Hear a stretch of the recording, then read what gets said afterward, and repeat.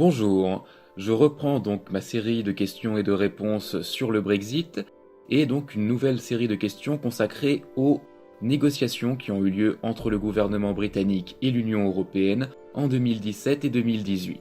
Question: qu'est-ce que ce problème avec la frontière irlandaise?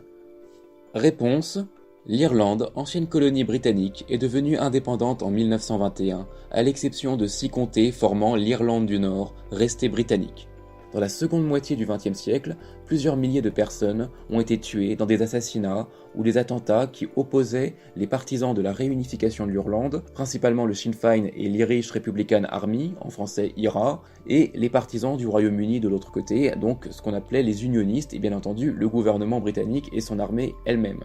En 1998, sous patronage américain, un accord dit du Vendredi Saint a mis un terme aux affrontements. L'une des conditions de ces accords était qu'il n'y ait pas de frontière réelle entre les deux Irlandes. Comme le Royaume-Uni et la République d'Irlande, donc l'Irlande du Sud, étaient toutes deux membres de la Communauté économique européenne, puis de l'Union européenne, et ce, à partir de 1973,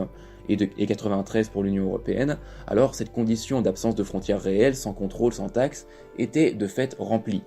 Mais si le Royaume-Uni sort de l'Union européenne, du marché commun et de l'Union douanière, alors une frontière pourrait être rétablie entre l'Irlande du Nord et la République d'Irlande. Du coup, certains journalistes, certains militants ont fait croire que le conflit nord-irlandais aurait pu renaître, ou même pourrait renaître si jamais le Brexit a lieu sous une forme radicale comme celle-là.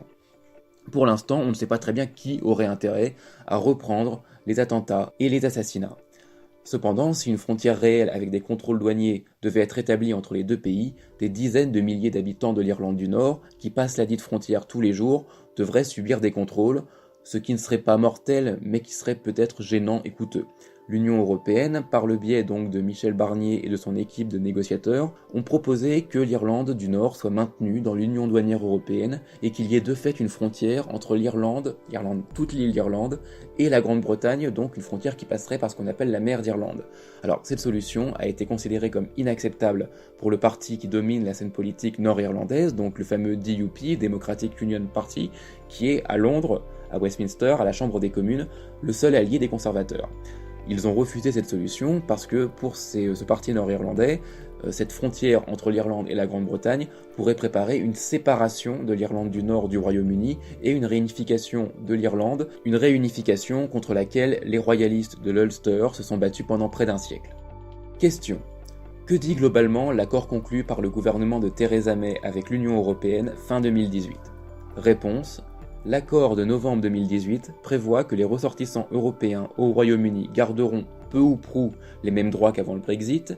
que le Royaume-Uni quitterait probablement le marché commun 2 ans après le Brexit, donc plutôt fin 2020 voire 2021, le temps qu'une solution soit trouvée pour la question irlandaise que nous venons de voir, et ensuite donc l'accord disait que Londres verserait progressivement 40 milliards d'euros ou de livres sterling au titre de la soi-disant facture du Brexit. Pour beaucoup de conservateurs, comme pour les unionistes nord-irlandais du DUP, cet accord était honteusement favorable à l'Union européenne et ne garantissait pas que le pays retrouverait sa liberté sur l'usage de ses frontières ou la possibilité de négocier indépendamment des traités avec d'autres pays, puisque le Royaume-Uni serait, pour une durée encore difficile à connaître, membre du marché commun et de l'Union douanière européenne.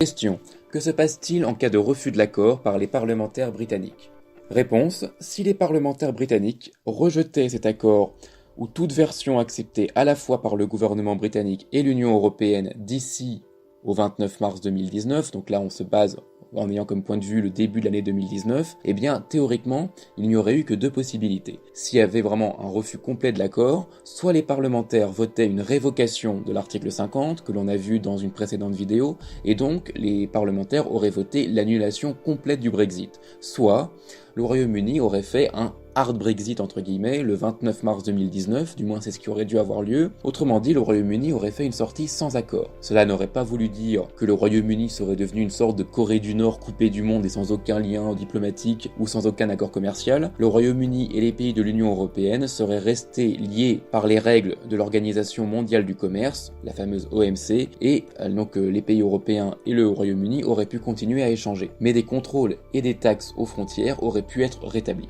Ceci clôt cette vidéo. Je vous remercie de l'avoir écoutée et je vous invite à suivre les prochaines vidéos tout en vous abonnant à la chaîne et en cliquant sur la cloche pour pouvoir recevoir les notifications. Je vous dis à bientôt.